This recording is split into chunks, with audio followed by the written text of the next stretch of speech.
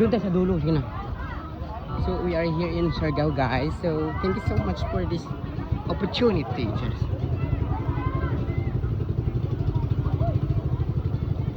Uy, maarte mo siya. Uy. Daghanag apam, guys.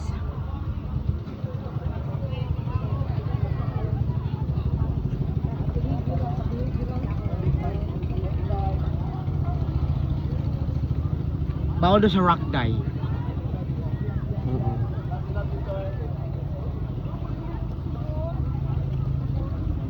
Asan? Hello mga kakigul. Ha?